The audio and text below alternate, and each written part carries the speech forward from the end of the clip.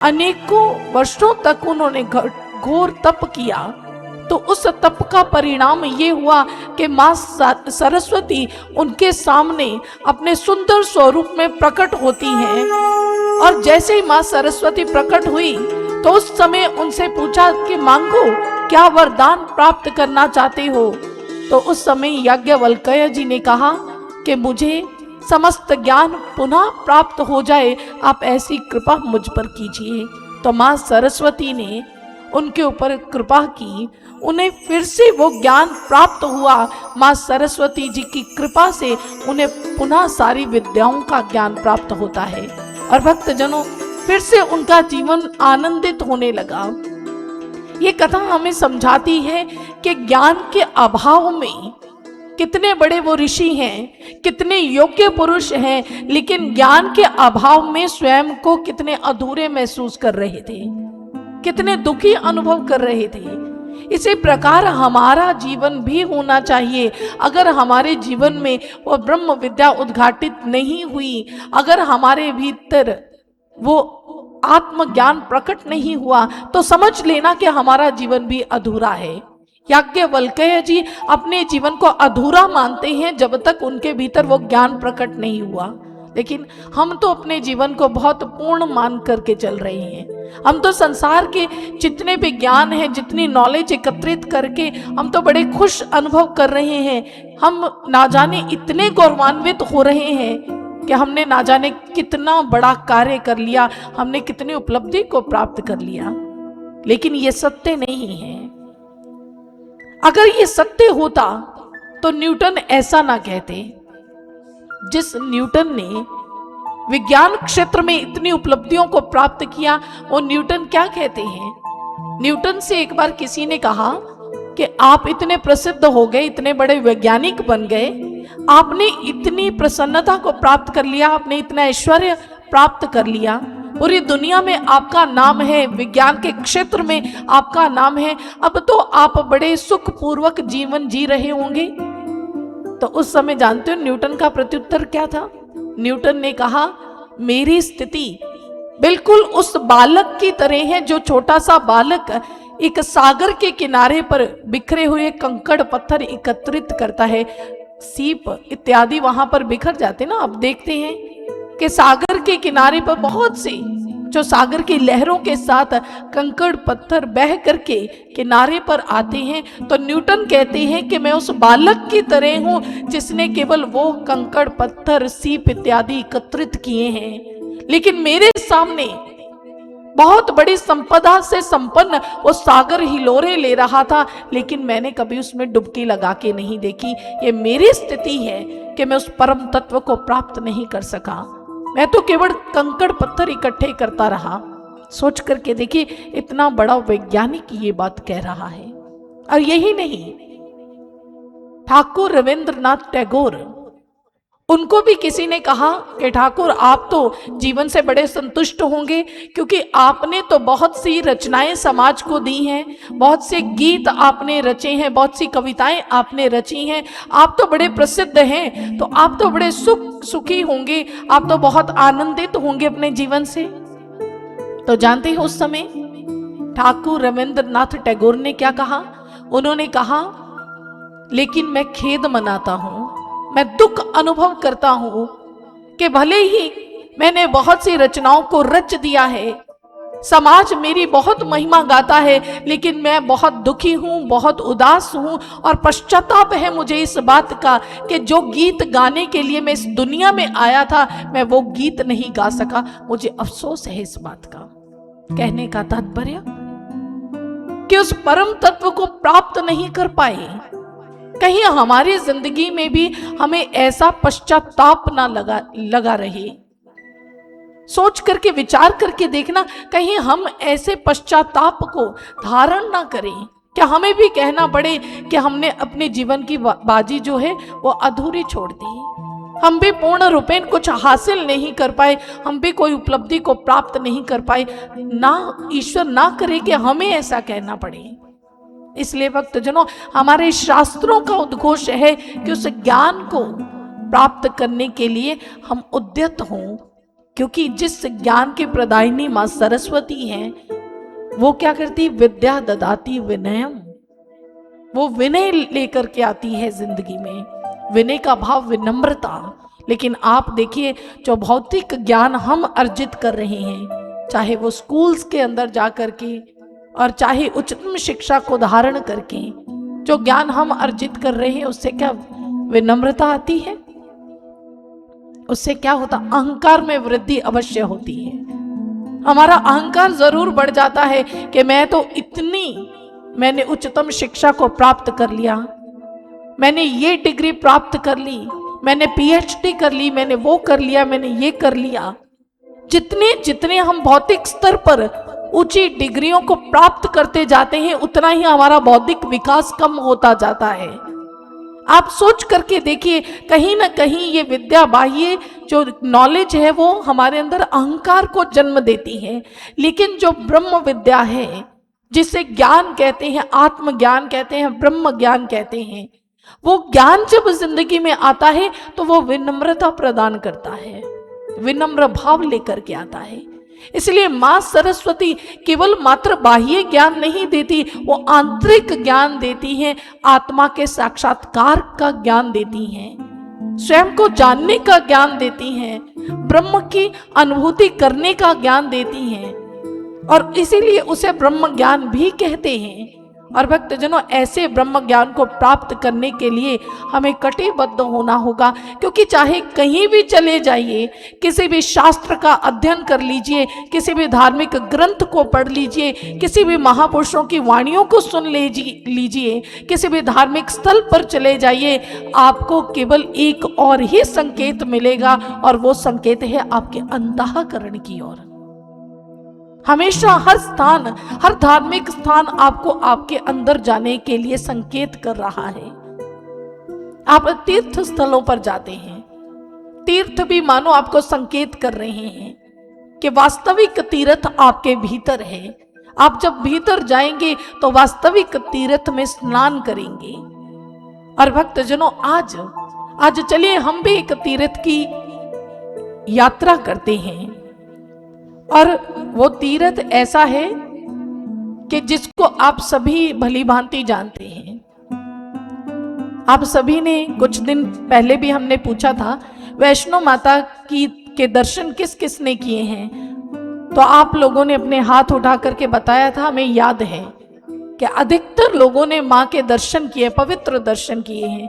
तो चलिए एक यात्रा वो जो आपने अकेले की थी, लेकिन एक यात्रा आज करते हैं जो आप हमारे साथ करेंगे। तो चलिए, तैयार है हमारे साथ जाने के लिए माँ वैष्णो माता के दरबार में? तो चलिए चलते हैं, और साथ साथ हम आत्मज्ञान को भी प्राप्त करते जाएंगे। चलिए।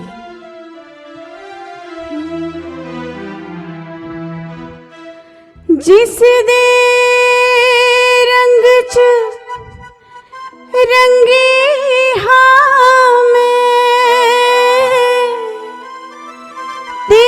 जिस दा नूर कहावा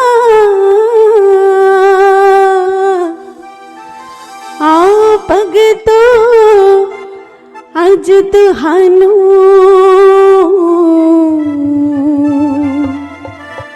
ओह सच्ची जोत वखावा।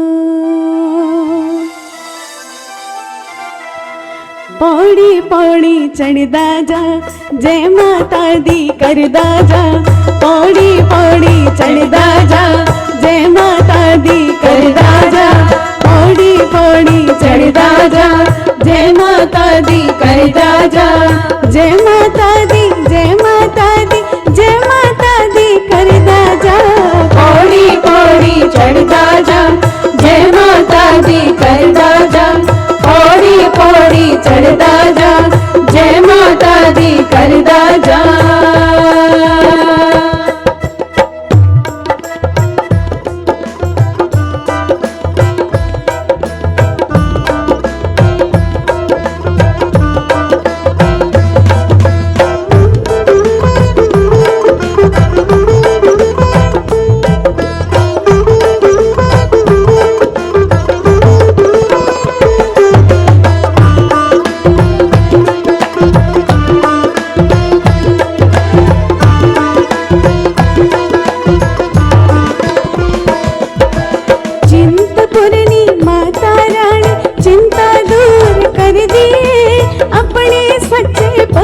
दी चोली विच खुशियां भर दिए, अपने सच्चे भगतां दी चोली विच खुशियां भर दिए।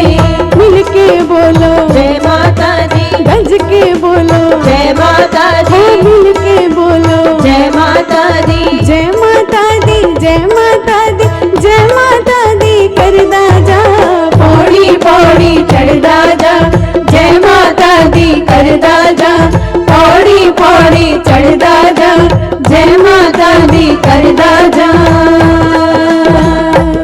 हेलो। और जैसे ही भक्त माँ का दर्शन करने के लिए बढ़ते हैं तो सबसे पहले मार्ग में एक पड़ाव आता है। सबसे पहला पड़ाव कौन सा आता है बताइए? कौन सा? बाण गंगा। सबसे पहले पड़ाव आता है बाण गंगा। जैसे हम माँ वैष्णो माता की ताली का साथ देते रहे, धीरे धीरे धीमी धीमी ताली, ताकि आपको शब्द भी समझ आ सके। बाण गंगा आती है और कहते हैं ये बाण गंगा प्रतीक है। जब हम आध्यात्मिक मार्ग पर आगे बढ़ते हैं और मां के शाश्वत दर्शन करने के लिए चलते हैं, तो जब हमारे भीतर वो आत्मज्ञान प्रकट होता है तो हमारे भीतर से वो बाण गंगा भी सर्वप्रथम प्रकट होती है। वो अजस्त्र स्रोत, वो अमृत का स्रोत जो हमारे भीतर है और भक्तजनों वो प्रकट होता है, जिसके द्वारा हम अपने भीतर उस ब्रह्म शक्ति का दर्शन करते हुए सर्वप्रथम अमृत स्वरूप में उसका पान करते हैं। और भक्तजनों वो अमृत तत्व कहीं बाहर नहीं, हमारे भीतर है। और जब हम माँ को मिलने के लिए चलते हैं तो वही अमृत रस का हमें प्राप्ति होती है, जिसके विषय में आपने पहले भी श्रवण किया था। गगन मंडल अमृत का कुआं, तहां ब्रह्म का वासा, सगुरा होवे भर भर पीवे निगुरा मर्त प्यासा। जो गुरु वाला है, जिसको पूर्ण गुरु की प्राप्ति हुई है, वह उस गंगा को, उसमें स्नान करता है, सदैव उसका भर भर के पान करता है, उस अमृत रस में डुबकी लगाता है, नित्य निरंतर उसका पान करता है। लेकिन जिसने पूर्ण गुरु की प्राप्ति नहीं की वो प्यासा ही मरता है। इसलिए सर्वप्रथम बाण गंगा मार्ग में आकर के मानो उस अमृत तत्व का हमें संदेश देती है जो हमारे भीतरी जगत में है। और चलिए आगे बढ़ते हैं और आगे देखते हैं आगे माँ क्या समझाना चाहती है। नैना देवी मैया जी नैना विच जिस दे वस दिए, हर एक दुख तकलीफ मुसीबत दूर उस तो नस दिए, दूर उस तो नस दिए, दूर उस तो नस दिए। सारे बोलो जय माता दी, मिल के बोलो जय माता ओ दी, सारे बोलो जय माता दी, मिल के बोलो जय माता दी, जय माता दी, जय माता दी, जय माता दी करदा जा, पौड़ी पौड़ी चढ़दा जा, जय माता दी करदा जा, पौड़ी पौड़ी चढ़दा जा, जय माता दी करदा जा।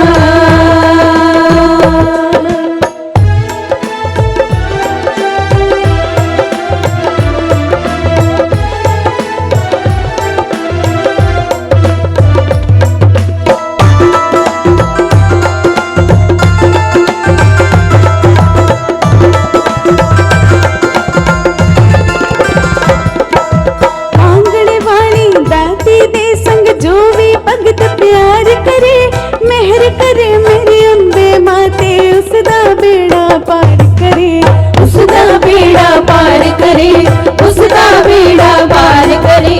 छोटे बोलण वड्डे बोलण ओ जय माता दी, जय माता दी, जय माता दी, जय माता दी, जय माता दी, जय माता दी, जय माता दी करदा जा, पौड़ी पौड़ी चढ़दा जा, जय माता दी करदा जा, पौड़ी पौड़ी चढ़दा जा, जय माता दी करदा जा। हेलो। देखिए उसके पश्चात जब भक्तगण आगे बढ़ते हैं जय माता दी करते करते, तो मार्ग में आगे हाथी मथा आता है, जिसकी बिल्कुल सीधी चढ़ाई है, बिल्कुल स्ट्रेट। और भक्तजनों, ये चढ़ाई चढ़ते हुए बहुत बार हम थक जाते हैं।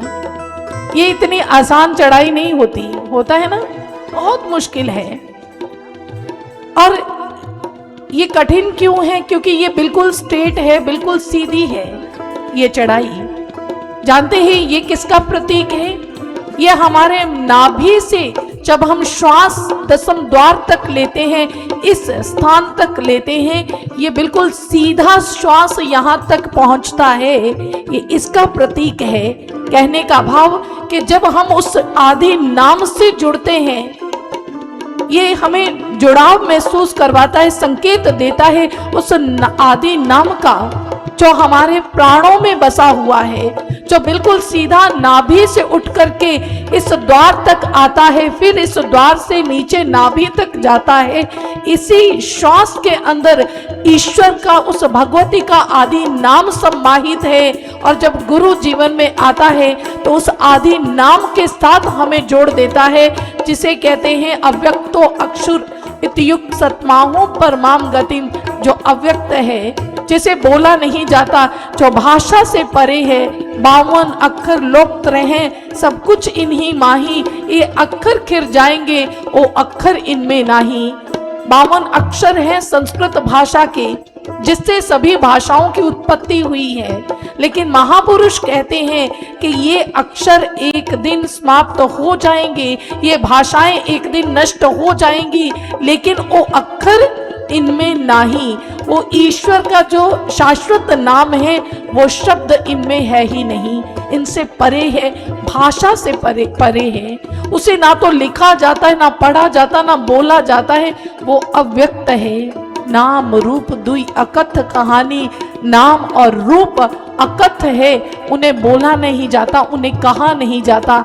ये हाथी मत्था की जो चौड़ाई है, ये चढ़ाई मानो हमें आदि नाम की ओर संकेत करती है कि हम उस शाश्वत नाम को प्राप्त करें। उस शाश्वत नाम को प्राप्त कर हमारे जीवन में आनंद उद्घाटित होता है। तो चलिए आगे हम चढ़ाई चढ़ते चढ़ते आगे बढ़ते हैं। और क्या गाना है? पौड़ी पौड़ी चढ़दा जा, जय माता दी करदा जा, पौड़ी पौड़ी चढ़दा जा, जय माता दी करदा जा। आरियां माता दी दरबार संगतारियां, आरियां माता दी दरबार संगतारियां। आ पहुंचे दरबार मैया दे, आ पहुंचे दरबार मैया दे, आ पहुंचे। आवागे दरबार मैया दे, आवागे दरबार मैया दे, आवागे। चलो बुलावा आया है, चलो बुलावा आया है, माता ने बुलाया है। जय माता दी चलो बुलावा आया है, माता ने बुलाया है।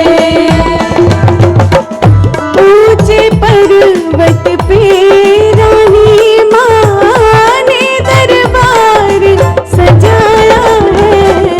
चलो बुलावा आया है, माता ने बुलाया है। जय माता दी चलो बुलावा आया है, माता ने बुलाया है। और भक्तजनों, आगे कौन सा पड़ाव आता है? गर्भजून, माँ आद कुमारी। और भक्तजनों, गर्भजून जहां पर माँ ने तपस्या की थी। और भक्तजनों, तदोपरांत आगे का पड़ाव आता है जहां माँ सुंदर पावन पवित्र पिंडियों के रूप में सुशोभित है। गर्भजून के पश्चात वो दर्शन का हमें अवसर मिलता है। तो भक्तजनों, ये गर्भजून क्या है? जैसे एक बच्चे का जन्म होता है तो वो गर्भ में 9 महीने तक ठहरता है। ऐसे ही माँ ने वहां पर तपस्या की थी। मानो वो हमें समझाना चाहती है कि प्रत्येक शिशु, प्रत्येक संतति, प्रत्येक जीव जो 9 महीने माँ के पेट में रहता है, वो उस समय उस परम तत्व के साथ जुड़ा होता है। उस अग्नि कुंड में माँ की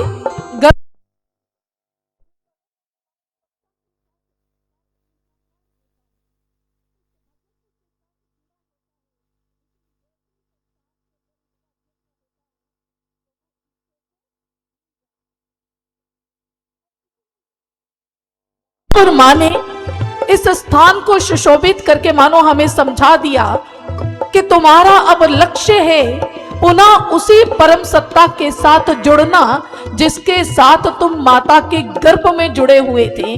तुम्हें पुनः उसी भगवती के साथ जुड़ना है। वही पुनः भक्ति तुम्हें अपने जीवन में धारण करनी है, जिस भक्ति के साथ, जिस शक्ति के साथ तुम माँ के अग्नि कुंड में, माँ के गर्भ कुंड में जुड़े हुए थे। तो भक्तजनों, ये माँ का जो गर्भ जून, ये अवस्था है, ये हमें समझाती है हमारे जीवन के ध्येय क्या है, हमारे जीवन का लक्ष्य क्या है, हमारे नर्तन का उद्देश्य क्या है। और चलिए आगे बढ़ते हैं। अब माँ की पावन पिंडियों के पास पहुंच गए हैं।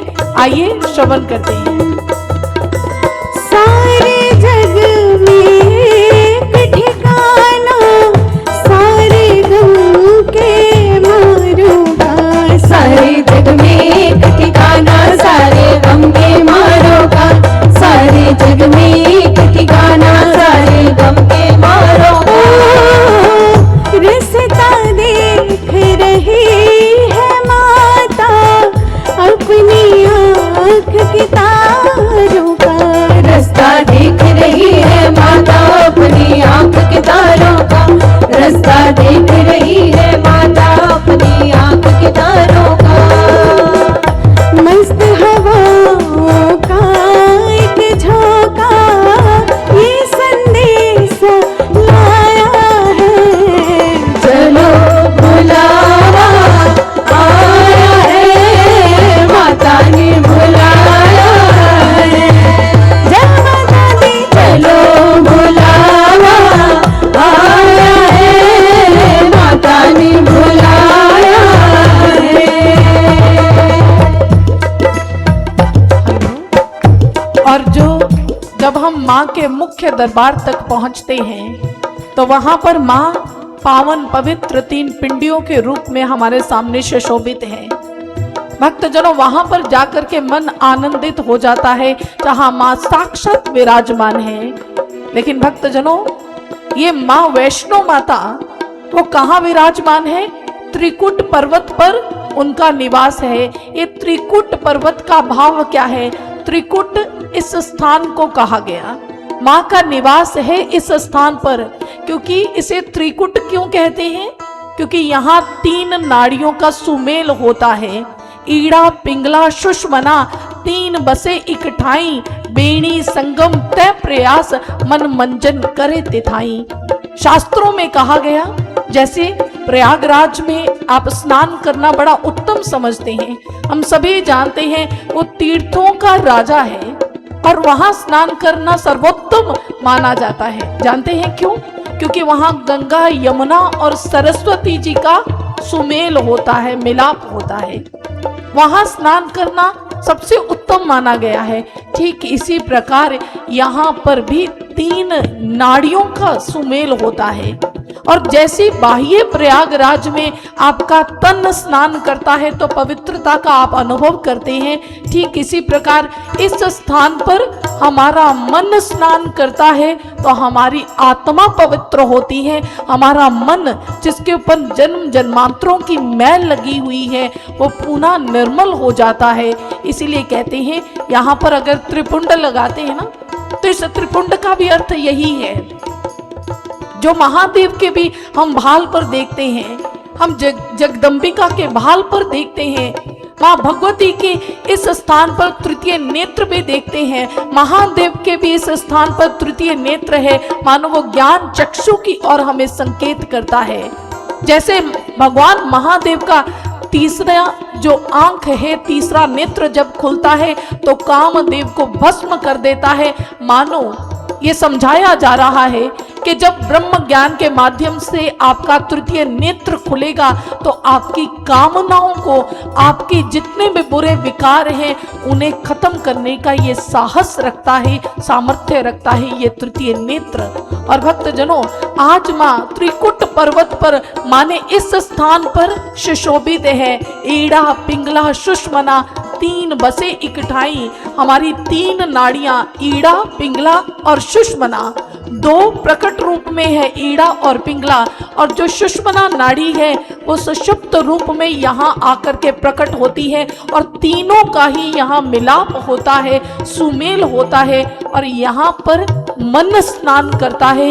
यहाँ सबसे बड़ा तीर्थ स्थान है और भक्तजनों, इस तीर्थ में जब मन स्नान करता है तो जन्म जन्मांतरों की मैल उसकी धुल जाती है। इसलिए भक्तजनों, अगर इस आत्म तीर्थ को प्राप्त करना है तो हमें क्षत्रिय ब्रह्मनिष्ठ संत की शरण में जाना होगा, क्योंकि तीर्थ तीन प्रकार के होते हैं, स्थावर तीर्थ, जंगम तीर्थ और आत्म तीर्थ। स्थावर तीर्थ कौन से होते हैं? जो किसी स्थान पर बनाए गए हैं, आप बाहर से किसी स्थान पर जाते हैं वो स्थावर तीर्थ है। जंगम तीर्थ क्या होते हैं? साधु संत होते हैं जो चलते फिरते प्रयागराज होते हैं, चलते फिरते तीर्थ होते हैं, संतों को तीर्थ कहा गया। ये जंगम तीर्थ के अंतर्गत आते हैं। और तृतीय आत्म तीर्थ कहते हैं, ये जो जंगम तीर्थ होता है, भाव संत महापुरुष होते हैं, यही हमारे भीतर उस आत्म तीर्थ को प्रकट करने का सामर्थ्य रखते हैं। इसलिए उनके श्री चरणों में नमन किया गया और ऐसे गुरु की शरणागति के लिए प्रेरित किया गया।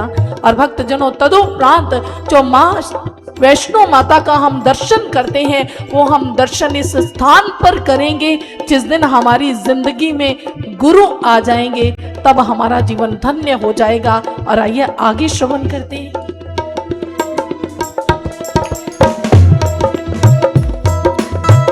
वैष्णो देवी के मंदिर में, वैष्णो देवी के मंदिर में सब लोग मुरादें पाते हैं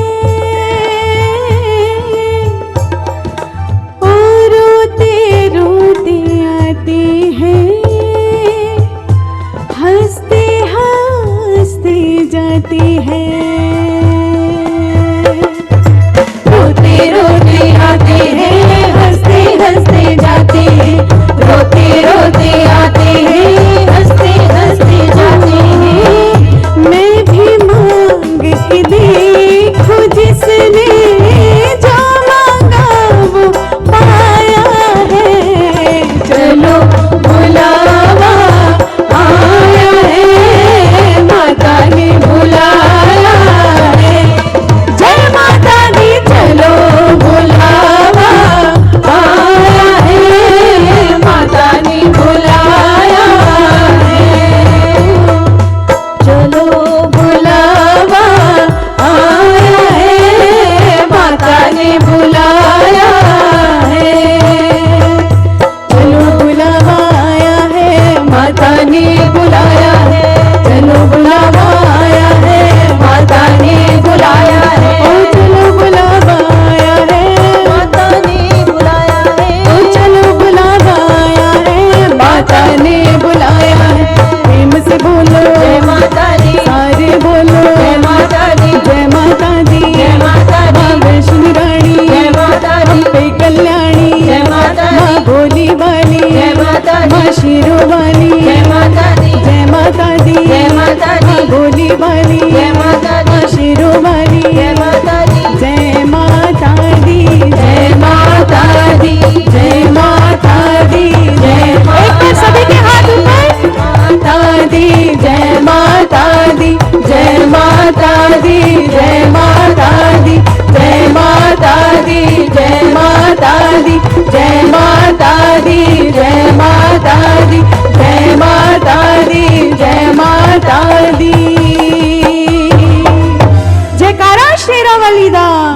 साचे दरबार की जय। माँ जगदम्बिका भवानी की जय। और भक्तजनों, इस प्रकार हम अपनी जीवन को सार्थक कर सकते हैं अगर उस ब्रह्म विद्या को धारण करें, उस ब्रह्म ज्ञान को प्राप्त करें। और भक्तजनों, हमने आगे श्रवण किया कि जहाँ पर श्री राधा जी इन 5 देवियों में सम्मिलित हैं, वहीं पर त्रिदेवियाँ लक्ष्मी जी, सरस्वती जी और दुर्गा जी भी शामिल हैं। और उसके पश्चात है माँ सावित्री। और भक्तजनों, ये त्रिदेवियाँ ये मानो हमें संकेत करती हैं। आप देखिए, समाज के अंदर किसी भी समाज को, किसी भी राष्ट्र को, किसी भी देश को उन्नत बनाने के लिए किन चीजों की जरूरत होती है? ज्ञान की, सामर्थ्य की, शक्ति की और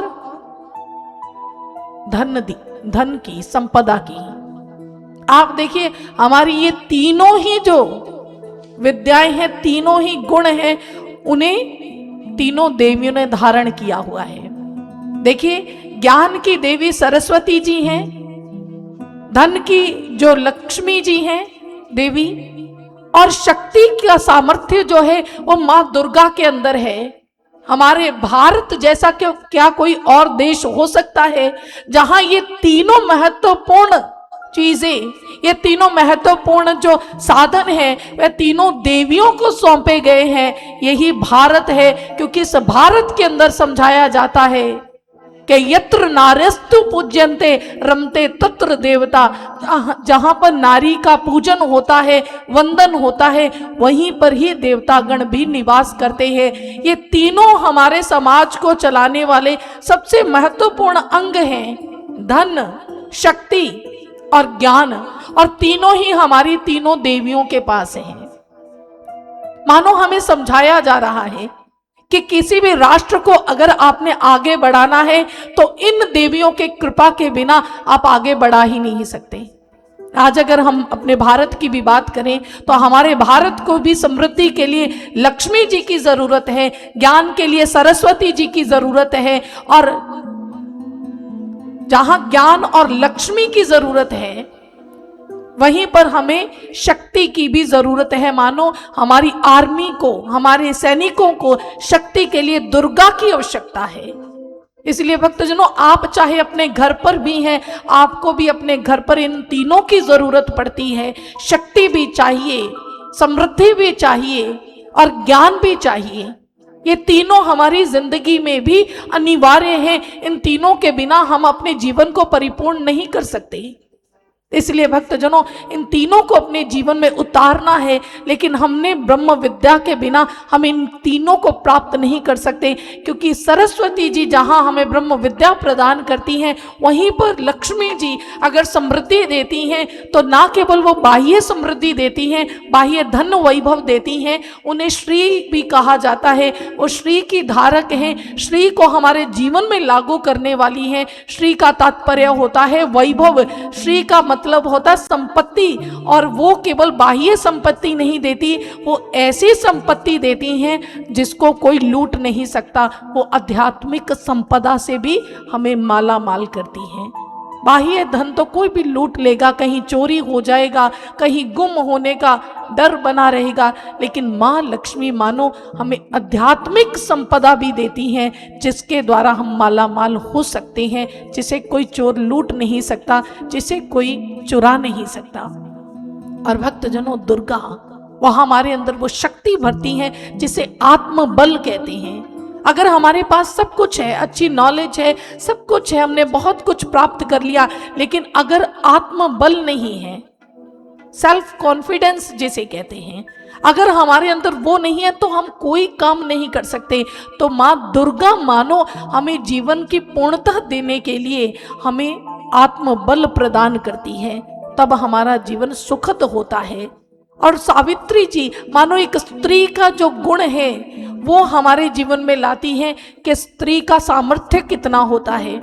हम कन्या को, जब हमारे समाज के अंदर आज भी बहुत से ऐसे वर्ग हैं, आज भी बहुत से ऐसे लोग हैं जहां पर जब कन्या का जन्म होता है तो बहुत दुखी हो जाते हैं कि हमें तो पुत्र चाहिए था, हमारे घर में पुत्री क्यों पैदा हो गई। बहुत से लोगों की तो सोच बदल रही है समय के साथ, लेकिन बहुत से लोग आज भी ऐसे हैं जो बेटे को महत्व देते हैं, बेटी को नहीं देते हैं। लेकिन याद रखिएगा, मां सावित्री मानो हमें बताती है कि एक शक्ति का, एक नारी का सामर्थ्य कितना होता है। नारी असंभव को भी संभव कर सकती है। आप सभी को मुझे सावित्री जी का चरित्र बताने की आवश्यकता नहीं, आप सभी जानते हैं कि उनका चरित्र कैसा है। वो बताती हैं कि एक नारी चाहे तो वो कुछ भी कर सकती है, वह मृत्यु को भी वापस लौटा सकती है, ऐसा उसके अंदर सामर्थ्य होता है। और आप नारी को, कन्या को, बच्चियों को वो कम समझ रहे हैं, तो ये बहुत बड़ी भूल है। क्योंकि किसी कवि ने बड़ा सुंदर कहा, ओस की बूंद बूंद सी होती हैं बेटियां, ओस की बूंद सी होती हैं बेटियां, स्पर्श खुरदरा हो तो रोती हैं बेटियां, रोशन करेगा बेटा एक ही कुल को, दो दो कुलों की लाज होती हैं बेटियां, दो दो कुलों की लाज होती हैं बेटियां। बेटियां क्या नहीं कर सकती। आज के समय में देखें तो हमारी राष्ट्रपति, आप सभी जानते ना हमारी राष्ट्रपति कौन सी है, क्या नाम है उनका, द्रौपदी मुर्मू। आप देखिए हमारी राष्ट्रपति वो महिला है।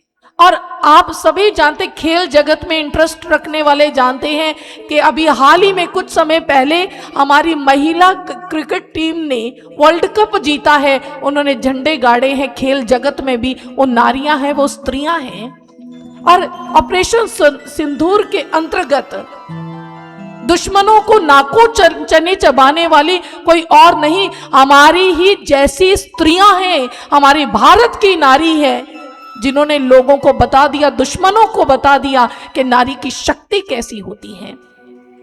आज के समय में आप नारी को डॉक्टर देखेंगे, आज के समय में आप उसको एडवोकेट देखेंगे। कल्पना चावला जैसी स्त्रियां आप सभी जानते हैं, उनके नाम से अवगत हैं। बहुत सी ऐसी श्रेष्ठ स्त्रियां हुई हैं। इसलिए हमें स्त्री के सामर्थ्य को कम आंकना नहीं चाहिए। स्त्री चाहे तो कुछ भी कर सकती है। ऐ मातृ शक्ति तुम्हें प्रणाम, आजाद फिजा तू नहीं गुलाम, तेरी गोद में खेले समृद्धि सारी, हो संपन्न नहीं कमजोर नारी। ये संपन्न है, समृद्ध है, कमजोर नारी नहीं है। इसलिए भक्तजनों, हमें अपने शक्ति को, अपने सामर्थ्य को पहचानना होगा। तो खुद की खोज में निकल, तो किस लिए हताश है, तू चल तेरे वजूद की समय को भी तलाश है, तू चल तेरे वजूद की समय को भी तलाश है। जो तुझसे लिपटी बेड़ियां समझना उनको वस्त्र तू, ये बेड़ियां पिघाल के बना ले इनको शस्त्र तू। तो खुद की खोज में निकल, तो किस लिए हताश है, तू चल तेरे वजूद की समय को भी तलाश है, तू चल तेरे वजूद की समय को भी तलाश है। स्त्री के अस्तित्व को, किसी की पहचान की वो मोहताज नहीं है। स्त्री का अस्तित्व, वो चाहे तो वो कुछ भी कर सकती है, श्रेष्ठ समाज की संरचना कर सकती है। एक बार स्वामी विवेकानंद जी से किसी ने पूछा कि श्रेष्ठ राष्ट्र कैसे पहचाने कि कोई राष्ट्र बहुत विकसित हो रहा है, बहुत विकास कर रहा है, बहुत समृद्ध है, तो बताइए किसी राष्ट्र की समृद्धि का कैसे पता चले। तो विवेकानंद जी ने कहा था, अगर आपने किसी राष्ट्र की समृद्धि देखनी है तो वहां की नारी की स्थिति देख लेना, पता चल जाएगा कि राष्ट्र कितना समृद्ध है। क्योंकि जिस राष्ट्र में नारी का सम्मान होगा, उस राष्ट्र को समृद्ध होने से कोई नहीं रोक सकता। विवेकानंद जी ने कहा कि नारी जो है वो राष्ट्र की धुरी है, अगर वो सुधर जाए, उसकी स्थिति उत्तम है, तो राष्ट्र समृद्धि करेगा ही करेगा। लेकिन दयनीय बात है, कदर्थना का विषय है, विडंबना की बात है कि आज नारी की इतनी दयनीय स्थिति है। और मैं इसके लिए किसी और को दोष नहीं देना चाहती, मैं स्वयं यह कहना चाहती हूं, हम यहां से केवल यह कहना चाहते हैं कि इसकी दोषी कहीं ना कहीं नारी स्वयं भी है। क्योंकि उसने अपने सामर्थ्य को नहीं पहचाना, उसने अपनी योग्यता को क्यों नहीं पहचाना। आप समझ करके इसके ऊपर गहन विचार करके देखिए कि जब तक एक नदी दो किनारों की मर्यादा में चलती है तो वो सागर का रूप हो जाती है एक दिन, लेकिन आज की नारी ने अपनी मर्यादा को ही भूल गई है, वो अपनी मर्यादा की अवहेलना कर दी। आज जहां पुरुष प्रधान समाज नारी को अभद्र रूप में प्रस्तुत कर रहा है, तो वहां खुशी से वो नारी जो जागृत नहीं है इस रूप में प्रस्तुत हो रही है, वे अपनी मर्यादा का अतिक्रमण कर रही है। इसी कारणवश आज समाज में उसकी ऐसी स्थिति है। अगर नारी अपने सामर्थ्य को, अपने निज स्वरूप को जान ले तो कभी भी उसकी कोई अवहेलना नहीं कर सकता। नारी का अपमान करने की किसी के अंदर इतनी क्षमता ही नहीं है। अगर वो अपने स्वरूप को जान ले, अगर अपने सत्य स्वरूप को, अपनी शक्ति स्वरूप को जान ले, उस ब्रह्म विद्या के साथ जुड़ जाए। इसलिए जरूरत है कि हम अपनी वास्तविकता को जानें, हम अपनी शक्ति को जानें, हम अपने सामर्थ्य को जानें। हमारा जीवन केवल अपने तक जी करके इस दुनिया से चले जाने के लिए हमें नहीं मिला। नारी तो कहते उत्पत्ति करता होती है। जैसे मां भगवती हैं, मां भगवती ने अपना ही स्वरूप नारी को प्रदान किया है। मानो मां भगवती हमें समझाना चाहती है कि आप भी एक छोटी सी दुनिया का सृजन करती हैं, आप भी अपनी संतानों को जन्म देती हैं, आप अपने परिवारों को जन्म देती हैं, तो आपका जो दायित्व है वो बहुत बड़ा है। अगर आप जागृत होंगी, आप अपने सत्य सनातन स्वरूप से परिचित होंगी, तो आप अपने ऐसे ही परिवार का सृजन कर सकती हैं जो हमारे राष्ट्र को समृद्धि और सफलता देगा। इसलिए भक्तजनों, हम अपने सामर्थ्य को जाने, अपनी मर्यादा को पहचाने और अपने जीवन के अंदर उत्तम चरित्र की धारक बने, श्रेष्ठ जीवन, श्रेष्ठ चरित्र धारण करें, ताकि हमारे जीवन के अंदर किसी भी प्रकार की विघटन ना आए, किसी भी प्रकार की विपरीत परिस्थिति ना आए, और अगर आए भी तो हम उसका सामना कर सकें। वो क्योंकि इतिहास के अंदर ऐसी ही नारियां आपने सुनी हैं, रानी लक्ष्मीबाई, जिनको हम झांसी की रानी भी कहते हैं, रानी जीजाबाई, अनेकों ऐसी रानियां हैं, हम नाम लेते लेते थक जाएंगे।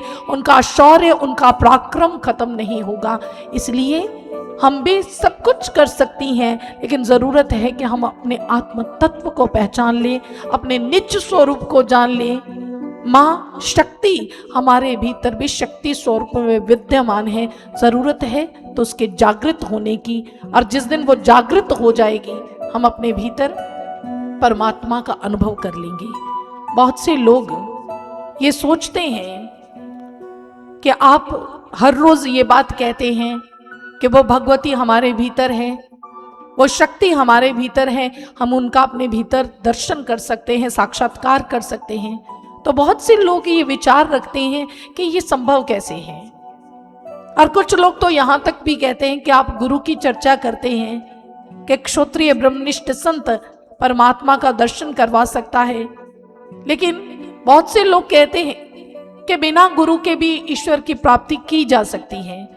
तो भक्तजनों, पहली बात तो हम आपको ये बताना चाहते हैं, अगर हम गुरु की बात कर रहे हैं तो बिना शास्त्रों के रेफरेंस से नहीं कर रहे हैं।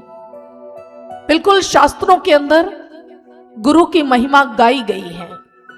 समस्त ग्रंथों के अंदर समस्त महापुरुषों ने गुरु तत्व की महिमा गाई है। गुरु हमारी सृष्टि का एक सार्वभौमिक नियम है। राम कृष्ण ते को पड़े तिन भी तो गुरकीन, तीन लोक के नायिका गुर आगे आधीन। तीनों लोकों के जो स्वामी हैं वो भी जब धरती पर आते हैं तो इस नियम का पालन करते हैं, गुरु की शरण में जाते हैं, क्योंकि आध्यात्मिक मार्ग हमें एक गुरु ही दिखा सकता है। गुरु के अंदर ही इतना सामर्थ्य होता है कि जो सुप्त पड़ी चेतना को जागृत कर दे। जो हमारे भीतर सुप्त रूप में जो शक्ति विद्यमान है उसे जागृत करने का सामर्थ्य एक गुरु ही करता है।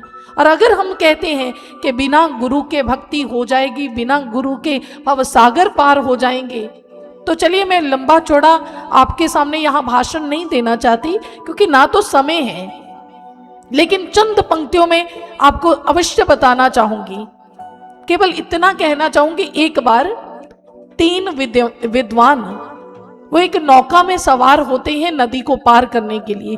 आप इस दृष्टांत से स्वतः ही समझ जाएंगे। 3 विद्वान हैं, वो नौका में सवार हुए नदी पार करने के लिए। और वो तीनों कौन से विद्वान हैं? एक गणित का विद्वान है, एक इतिहास का ज्ञाता है, एक भूगोल का ज्ञाता है। अब जैसे नदी को पार करने के लिए नौका में बैठे नाविक को भूगोल ज्ञाता ने पूछ लिया, भाई क्या तुम कुछ पढ़े लिखे हो? उस नाविक ने कहा, मैं तो बिल्कुल अनपढ़ हूं, कुछ नहीं जानता। कहने लगे, मतलब कि तुम्हें भूगोल का कोई ज्ञान नहीं? तो उस नाविक ने कहा, नहीं श्रीमान, मैं भूगोल का ज्ञान नहीं रखता, मुझे तो बस नौका चलानी आती है, नदी पार करवाता हूं लोगों को, इसी से मेरी जीविका चल रही है।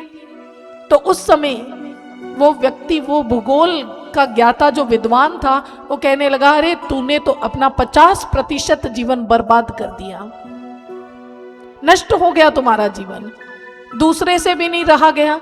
इतिहास के जानकार ने कहा, इतिहास के विद्वान ने कहा, इतिहास के बारे में तो थोड़ा बहुत ज्ञान होगा ही ना तुम्हें।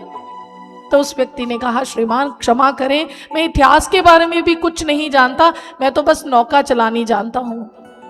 तो उस समय उस इतिहास के विद्वान ने कह दिया, अरे तुमने तो 60% जीवन बर्बाद कर दिया, नष्ट कर दिया, कुछ हासिल नहीं किया, इतिहास की जानकारी भी नहीं रखी, तीसरे से भी नहीं रहा गया।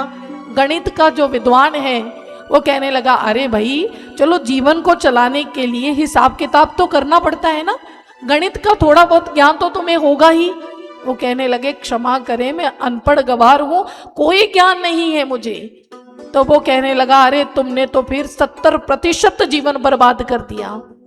अब कुछ ही टाइम व्यतीत हुआ, और जैसे ही कुछ ही टाइम बीता तो मूसलाधार वर्षा होती है, भीषण वर्षा होती है, इतनी आंधी तूफान आ रहे हैं, मूसलाधार वर्षा होने लगी, नौका के अंदर पानी भरने लगा, नौका डूबने की कगार पर है और बहुत ही कठिन समय में है। और उस समय जब सभी डूबने लगे तो नाविक ने पूछा, आपको तैरना आता है? तो उन तीनों ने कहा, तैरना तो नहीं आता। कहने लगे, मैंने तो 50, 60 और 70% जीवन बर्बाद किया, आपने तो 100% गवा दिया, क्योंकि मुझे तैरना आता है। उसने उसी समय छलांग लगाई और किनारे पर पहुंच गया, और वो तीनों विद्वान वहीं डूब गए। कहने का भाव, नौका चली समुद्र में, मुसाफिर तैयार थे। नौका चली समुद्र में, मुसाफिर तैयार थे, एक नहीं दो नहीं, कहने को 1000 थे। ना था वहां कोई मला, ना किसी को उसकी तलाश थी, अपने ही हाथों में लिए चप्पू तैयार थे। तूफान था जब आया, डगमगा गई थी नैया, ना आर थे ना पार थे, सब बीच मझधार थे। अपनी सोच और समझ ने सबको डुबो दिया, बिना मला के सबने हस्ती को खो दिया, बिना मला के सबने हस्ती को खो दिया।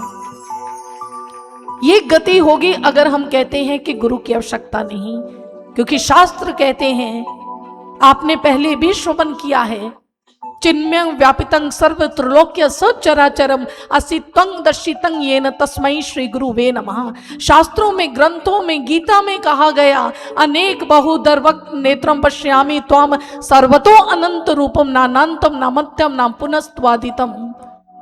भगवान श्री कृष्ण अर्जुन को ज्ञान देते हैं तो अर्जुन हाथ जोड़ करके कहता है कि प्रभु आपका ऐसा भव्य स्वरूप देख रहा हूं जिसका ना तो प्रारंभ नजर आ रहा है, ना मध्य नजर आ रहा है और ना ही अंत नजर आ रहा है।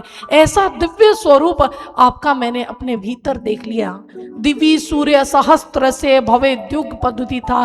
प्रभु हे माधव, हे केशव, सहस्त्रों सूर्यों का प्रकाश जैसे हो रहा हो, ऐसा प्रकाश मैं अपने भीतरी जगत में देख रहा हूं। भक्तजनों, ये मिथ्या भाषण नहीं है। स्वयं गीता में आप अध्ययन करके देख सकते हैं कि वे कहते हैं, दिव्य सूर्य सहस्त्र से सहस्त्रों सूर्यों का प्रकाश मैं अपने घट में देख रहा हूं। इसलिए भक्तजनों, यही वो ज्ञान है, जब हम गुरु की शरण में जाते हैं तो ये ज्ञान वो हमारे भीतरी जगत में प्रकट करके उसका बोध करवा देते हैं ईश्वर का साक्षात्कार करवा देते हैं। इसलिए गुरु के बिना ज्ञान नहीं हो सकता। गुरु बिन भव निधि तरे ना कोई, जो ब्रंच शंकर सम होई। कहते चाहे हम कुछ भी कर लें, गुरु के बिना ज्ञान नहीं हो सकता।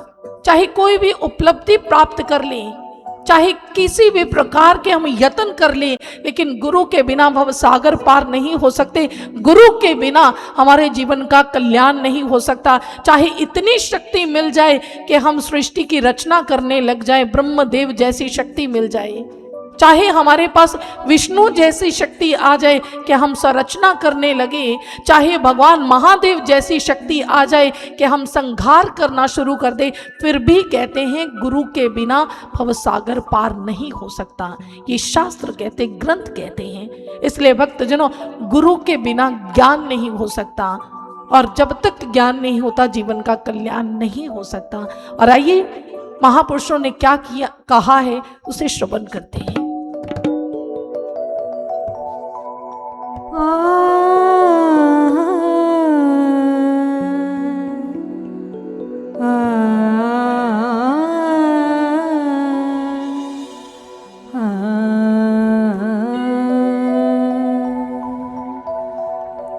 अखंड मंडला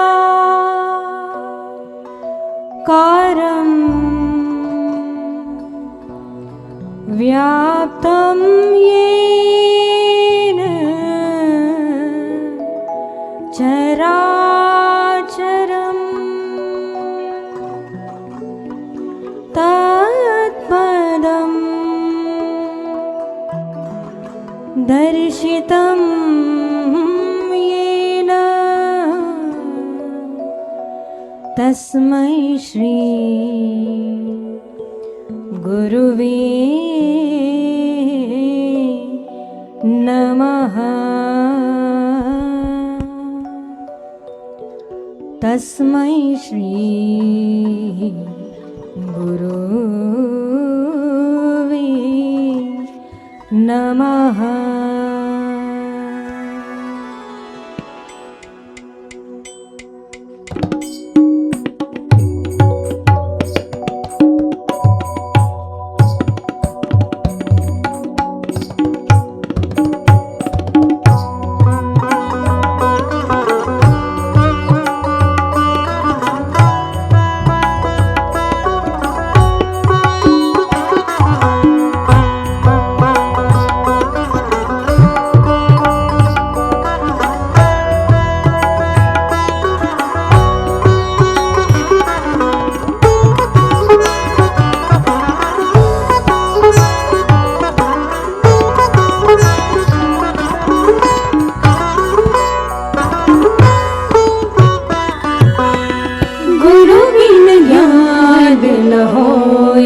साधो गुरु बिन ज्ञान न होए, गुरु बिन ज्ञान न होए रे साधो, गुरु बिन ज्ञान न होए। जप तप साधन कर ले चाहे, जप तप साधन कर ले चाहे, ज्ञान बिना ना मोक्ष होय, गुरु बिन ज्ञान न होय रे साधो, गुरु बिन ज्ञान न होय, गुरु बिन ज्ञान न होय रे साधो, गुरु बिन ज्ञान न होय।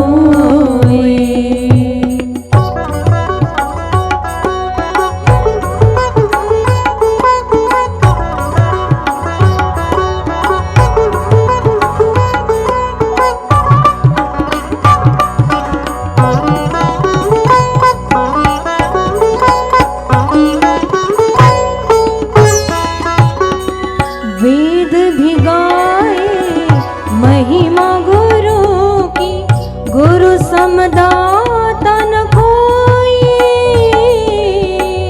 करता करे ना कर सके है, गुरु से बड़ा ना कोई।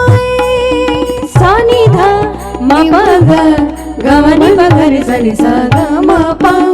वेद भिगाए महिमा गुरु की, गुरु समदाता न कोई। करता करे ना कर सके है, गुरु करे सहाय। भव सागर से पार उतरे, भव सागर से पार उतरे। गुरु कृपा जब होय, गुरु बिन ज्ञान न होय रे साधो। गुरु बिन ज्ञान न होय, गुरु बिन ज्ञान न होय रे साधो।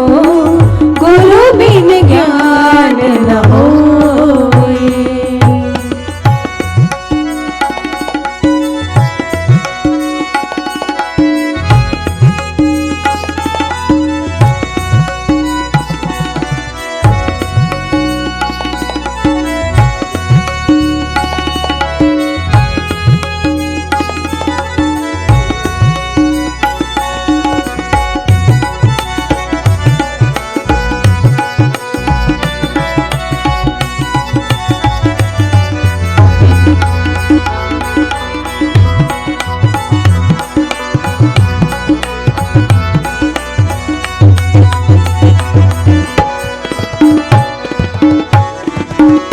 गूंगा बोले बहरा सुने, जब ज्ञान गुरु का पाए।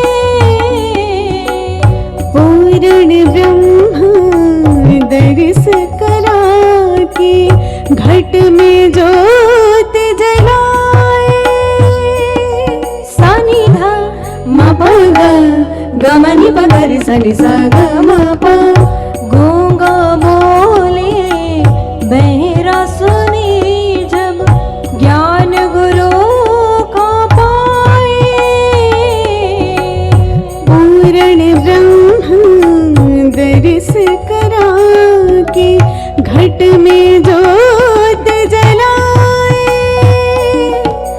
जन्म जन्म के बंधन काटे, जन्म जन्म के बंधन काटे। मन आनंदित होय, गुरु बिन ज्ञान न होय रे साधु। गुरु बिन ज्ञान न होय, गुरु बिन ज्ञान न होय रे साधु। गुरु बिन ज्ञान न होय।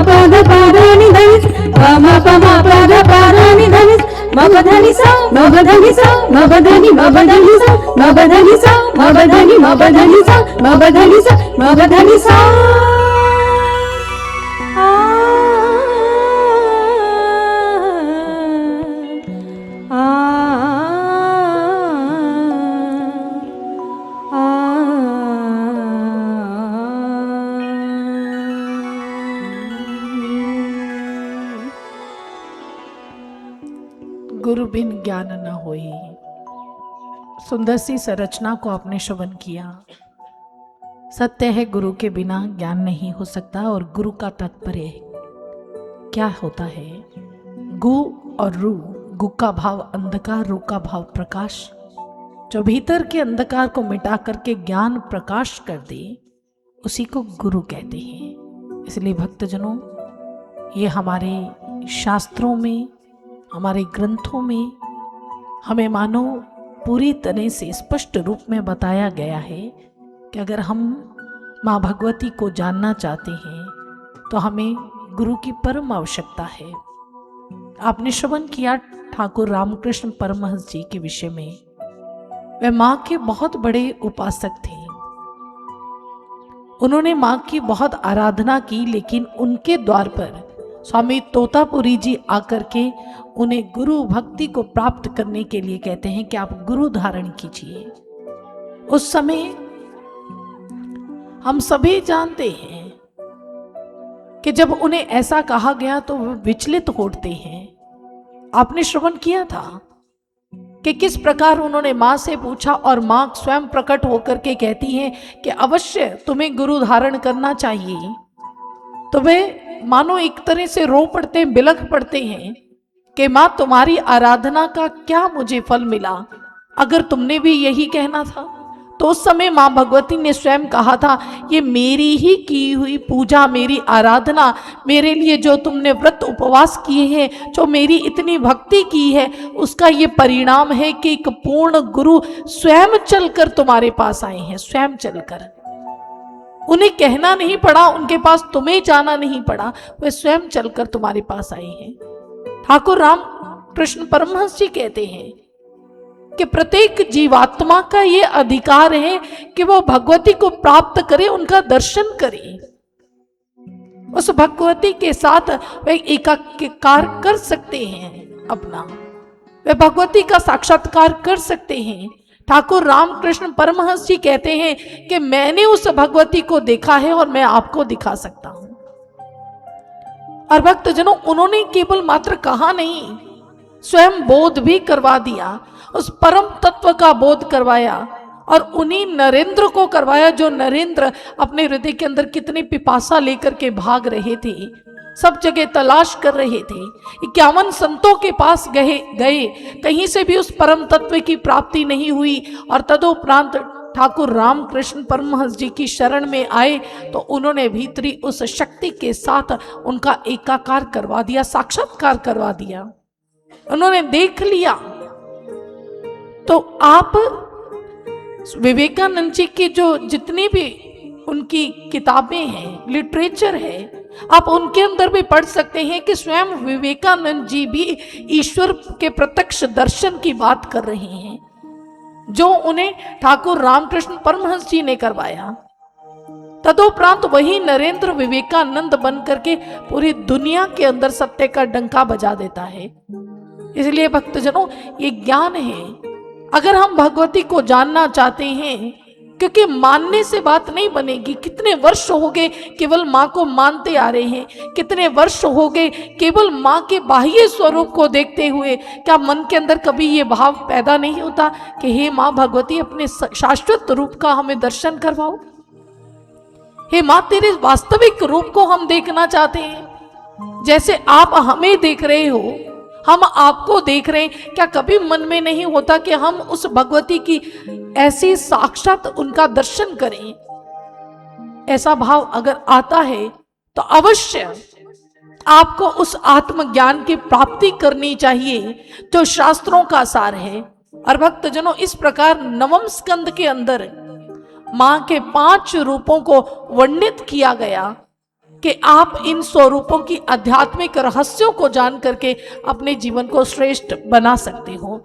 और आइए भक्तजनों, आज माँ की महिमा, जो भी इस भक्ति को प्राप्त करना चाहता है, जो भी ऐसे ज्ञान की प्राप्ति से अपने जीवन को धन्य करना चाहता है, जो चाहता है कि माँ मैं तुम्हें मिलना चाहता हूँ, जिसके अंदर सच्ची प्यास है माँ को मिलने की, क्योंकि भक्तजनों, बिना माँ को मिले हमारा जीवन पूर्ण नहीं हो सकता।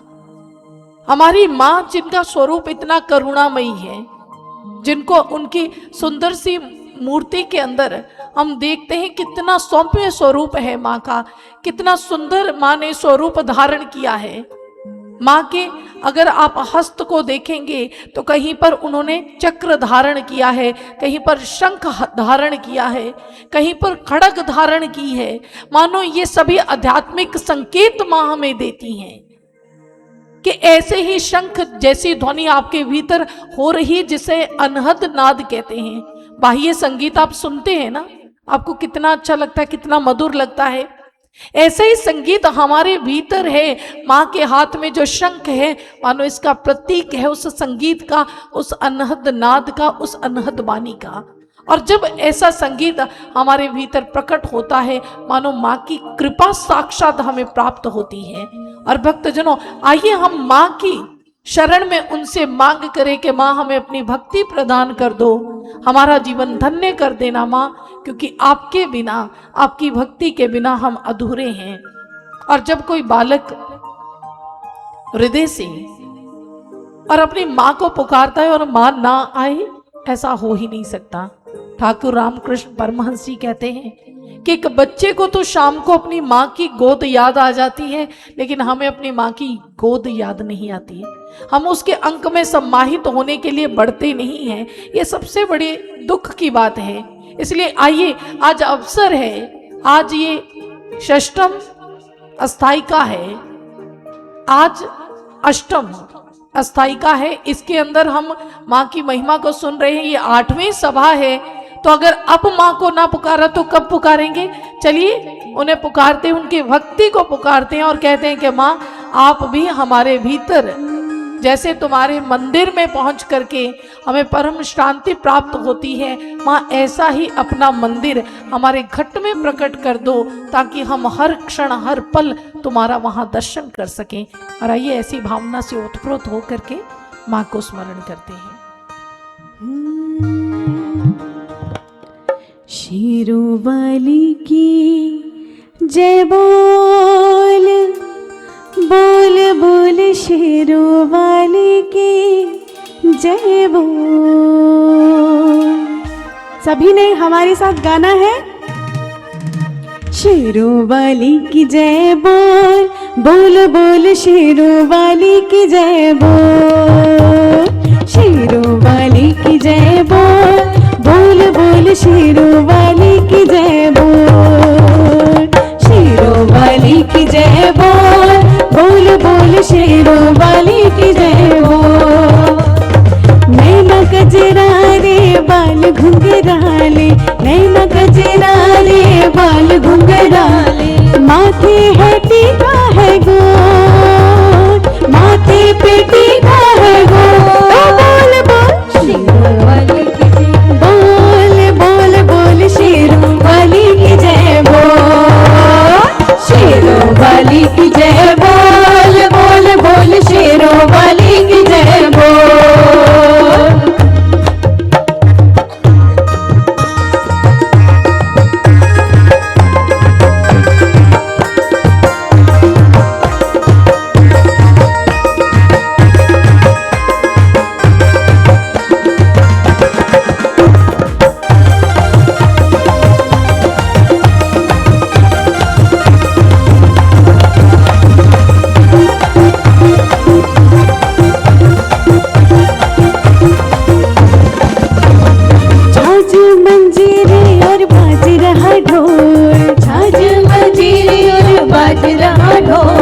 शंख ने पुकारा बोल दुर्गा बोल, शंख ने पुकारा बोल दुर्गा बोल। नाम ले माता का लगता न मोल, नाम ले माता का लगता न मोल। शेरों वाली है बड़ी अनमोल, शेरों वाली है बड़ी अनमोल।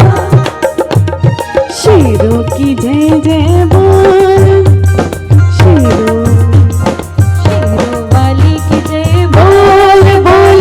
शेरों वाली की जय बोल। शेरों वाली की जय बोल, बोल बोल शेरों वाली की जय बोल।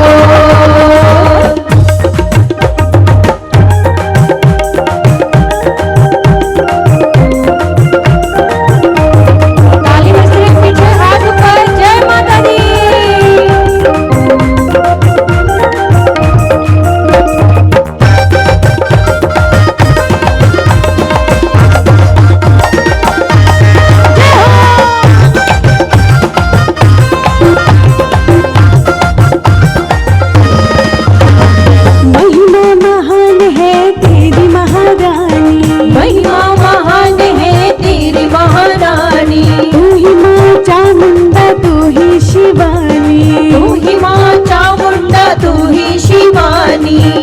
तुम शिवाजी की दुर्गा भवानी, हो तुम शिवाजी की दुर्गा भवानी, या फिर दयालु की हो अम्बे रानी, या फिर दयालु की हो अम्बे रानी। शेरों वाली की जय बोल, बोल बोल शेरों वाली की जय बोल, शेरों वाली की जय बोल, बोल बोल शेरों वाली की जय बोल।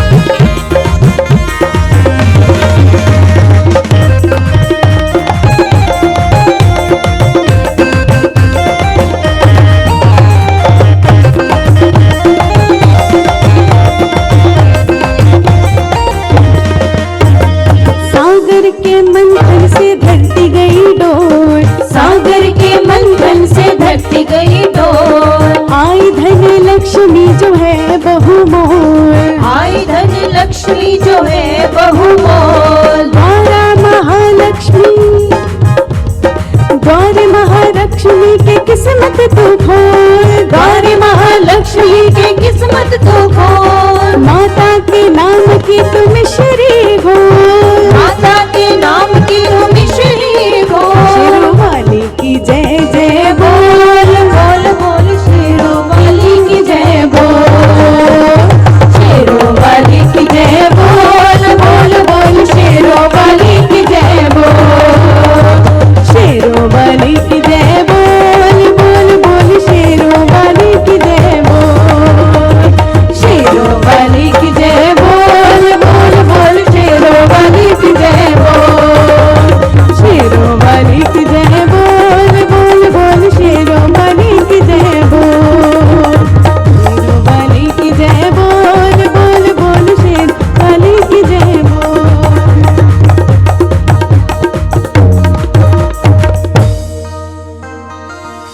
भजन के भाव क्या थे भाई? शेरों वाली की जय बोल। लेकिन भक्तजन, कुछ भक्तजनों ने जयकारा भी बुलाया, लेकिन एक बार सभी के हाथ ऊपर भाई, सभी के हाथ ऊपर ऊपर होने चाहिए भाई।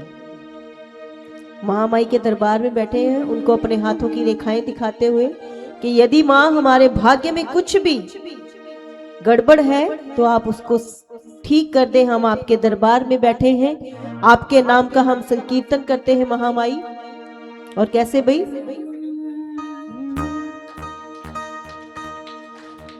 कैसे? सारे बोलो जय माता दी, मिलके बोलो जय माता दी, आगे वाले जय माता दी, ओ पीछे वाले जय माता दी, माता दी, मिलके बोलो जय माता दी, बच्चे बोले जय माता दी, बड़े भी बोले जय माता दी। जय एक बार माता आपकी दी। आवाज आएगी भी। सारे बोलो, आगे वालों की आवाज आ गई, पीछे वाले अभी आगे वाले थोड़े चुप रहेंगे, जो पीछे भक्त बैठे हैं ना वो बोलेंगे। सारे बोलो, सारे बोलो, हाथ उठा के ताली बजा के, वो आगे वाले पीछे वाले दाएं वाले बाएं वाले जय माता दी, जय माता दी। जैसे जैसे हमारी आवाज धीरे होती है ना, आपकी भी साथ साथ डाउन आती जाती है। ऐसा नहीं होना चाहिए भक्तजनों। जरा हाथ ऊपर उठाते हैं जोर से। सारे बोलो, सारे बोलो, ओ हाथ उठा के, हाथ उठा के, माँ शेरा वाली, माँ झोली भरती, जय माता दी, जय माता दी, जय माता दी, जय माता दी, जय माता दी। हाथ ऊपर भैया, अभी नहीं, ऐसे बात नहीं बनेगी। देखिए हम कौन सा रोज रोज यहाँ पर आएंगे और आप ही कौन सा रोज रोज यहाँ पर टाइम निकाल कर आएंगे, है ना भाई? इसलिए टाइम निकाला है तो जरा महामाई के नाम का गुणगान करते हुए जरा हाथ ऊपर उठाकर हो सारे बोलो जय माता दी, जय माता दी, जय माता दी, जय माता दी, जय माता दी, जय माता दी, जय माता दी, जय माता दी। भजन से शुरू करते हैं दीदी। शेरों वाली की जय बोल बोल बोल, शेरों वाली की जय बोल, शेरों वाली की जय बोल बोल बोल, शेरों वाली की जय बोल, शेरों वाली की जय बोल बोल बोल, शेरों वाली की जय बोल, शेरों वाली की जय बोल बोल बोल, शेरों वाली की जय बोल।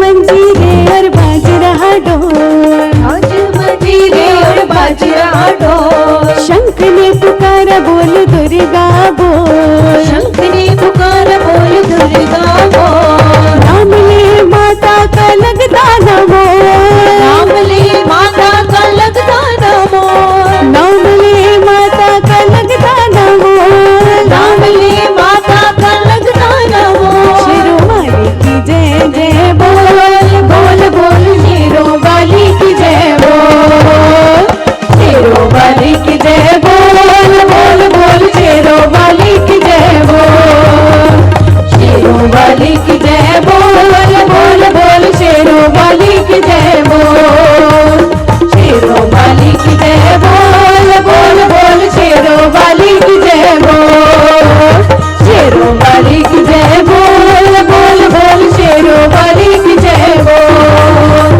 शेरों वाली की जय बोल बोल बोल, शेरों वाली की जय बोल बोल, शेरों वाली की जय बोल, शेरों वाली की जय बोल।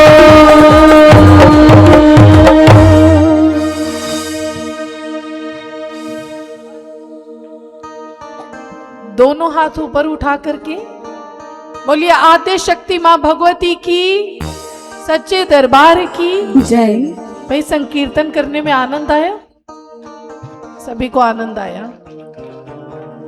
तो बस मुख तक ही ये कीर्तन मत रखिएगा, इसे अपने जीवन में भी उतारिएगा। मुझे एक बात याद आ रही है कि एक जागरण में एक माँ जाने लगती है, न्योता आता है तो छोटा सा बच्चा भी तैयार हो जाता है कि मैं भी चलूंगा। माँ ने बहुत समझाया लेकिन वो जिद करके बैठ गया कि मुझे भी जाना है।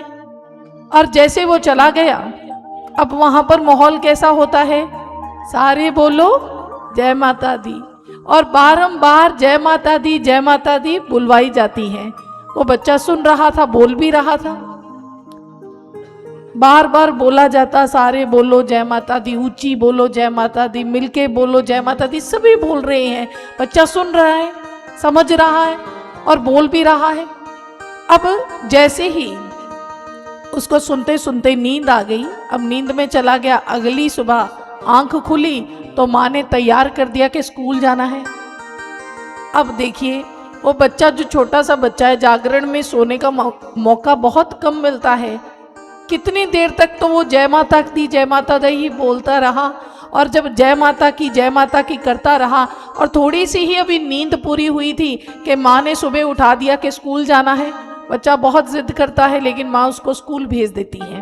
अब जैसे ही स्कूल गया, स्कूल में जाकर के छोटा सा बच्चा नर्सरी क्लास में पढ़ता है। अब पढ़ाया जा रहा है, टीचर पढ़ा रही ब्लैक बोर्ड पर A for apple, B for ball, C for cat, ये पढ़ाया जा रहा है।